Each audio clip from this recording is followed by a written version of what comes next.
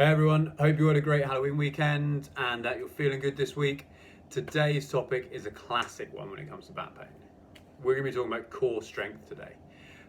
This specific video is also for one of our newer members who specifically mentioned that they had some questions about core strength as part of a post that they sent us. So I hope you're listening. I hope you're getting your teeth into this one. Any questions, as always, stick a comment below, let me know. So core strength, this is one of those topics that even if you've never had back pain, you've probably heard something about it before. It's seriously ingrained within society. The whole idea of core strength being important is that the whole concept is that it stabilizes our low backs, and it's one that we think, we can all say this kind of, it makes sense really. You want a strong muscle, stabilize the low back, and that's gonna get rid of or help to prevent back pain long term. Now the whole concept of this came from one particular research paper that was done in 1996, and they hypothesized, so they suggested that delayed activation of the core muscles results in instability of the spine. And the key word in there is the word hypothesized. So they didn't prove that that's what it was. They suggested that could be something that's happening. And you also need to note that I never mentioned the word pain.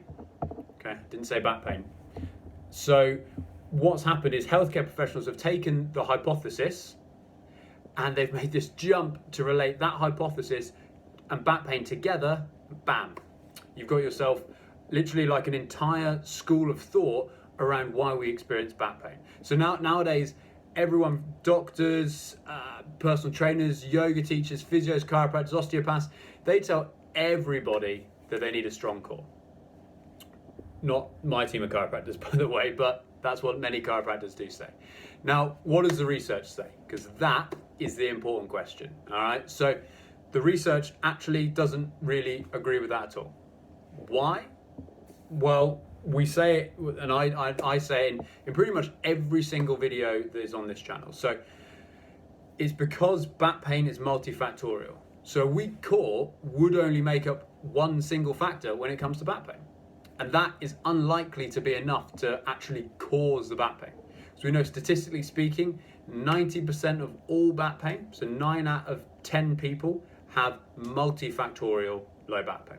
So it has multiple factors that contribute to it. So core strength is only one single factor. And even if it has some relevance, it does not tell us the whole story. So even if we correct that factor, we're probably not going to see that big of an improvement because there are many other things that need to be covered in order to get a sustained improvement. Now you might be expecting me to say that core strengthening exercises then are a complete waste of time, but that's also not true. So we've kind of got what I believe based on the research is somewhere in the middle. So I use core strength exercises with my patients very frequently, and they are part of the spinal recovery program. The reason for that is because from the research, it seems like core strengthening exercises get rid of back pain faster than other forms of exercise. So there was a study done in 2013 by a guy called Marshall, and he found that over an 8-week period, patients with back pain who did core exercises got more improvement than those who rode an exercise bike. These patients were then checked at 6 months, and both groups then had the same improvement overall.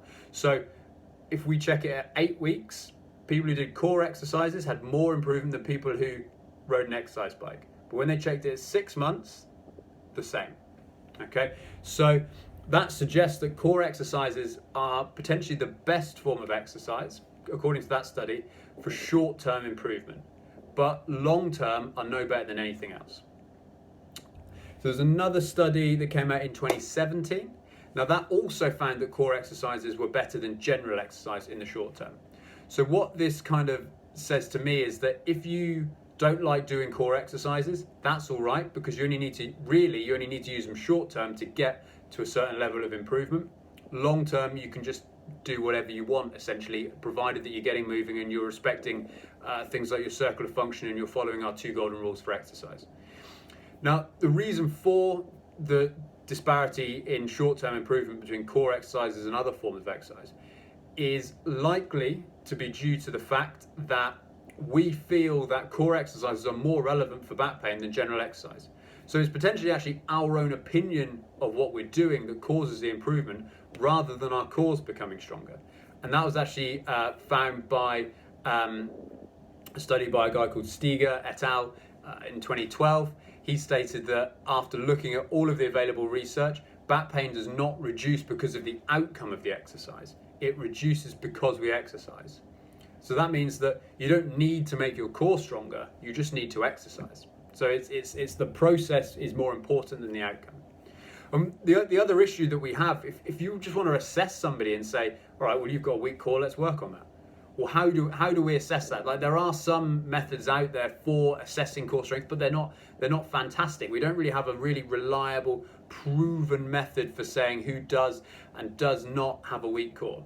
So even if core strength and back pain are related, we don't really have a way of really specifically, reliably finding that out at the moment.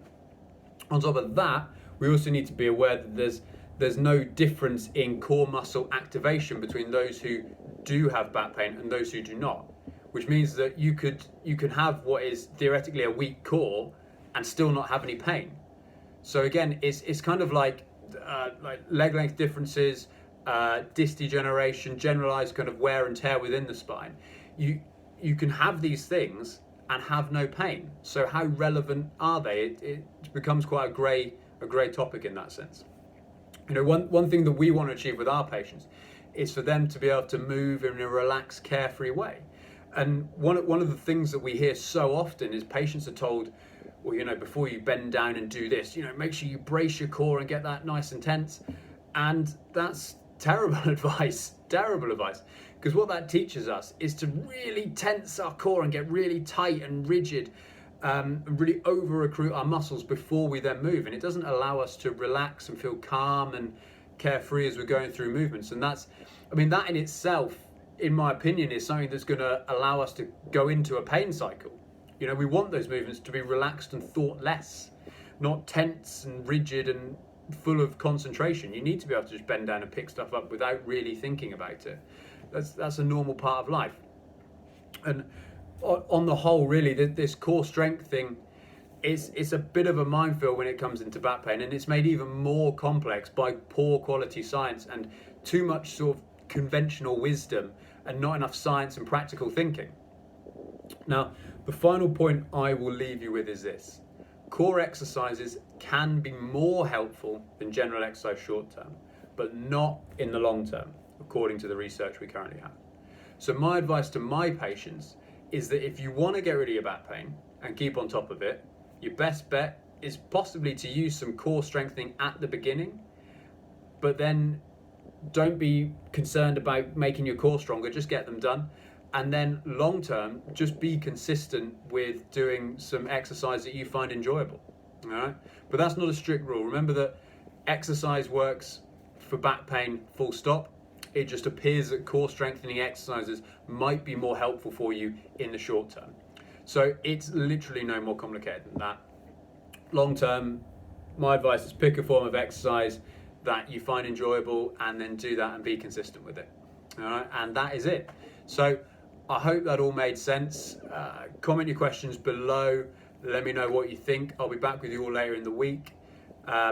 This is a bit of a tricky topic. I know a few chiropractors who've been around for a long time who would bite my head off and really have a big, intense debate with me about this. But that just goes to show how ingrained core strength and the relationship between core strength and back pain have become in our society, from what appears based on the research to be not a great deal of proof.